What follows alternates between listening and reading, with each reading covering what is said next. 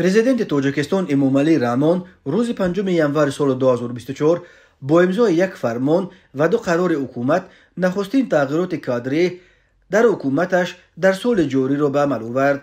با فرمان پرزیدنت از 5 январ سال 2024 اسمت الله نصرالدین با سبب به کار دیگر گذاشتن از مقام سفیر توجیکستان در پاکستان و بنگلادش آزاد کرده شده. با قرار حکومت معاون یکم وزیر کارهای خارجه توجیکستان تعیین کرده شد. این وظیفه از زمان به مقام سفیر توجیکستان در ایران تعیین شدن نظام الدین زاهدی خالی بود. اسمت الله نصرالدین پسر یک عضو در گذشته بلندپایه حکومت توجیکستان حکمت الله نصرالدینوف قبل از اسلام آباد در وین پایتخت استریا و مسئولیت سفیر در استریا و ایتالیا و ونگریا و اسلواکیا را بر دوش داشت.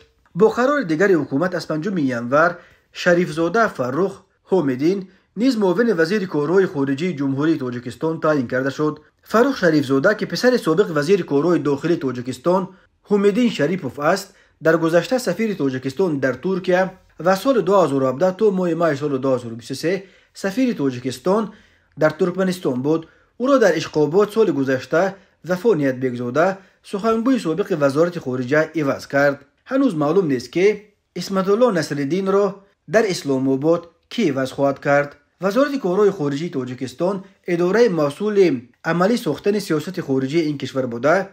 از سال 2013 رهبریش را سراج الدین موردین بر عهده دارد.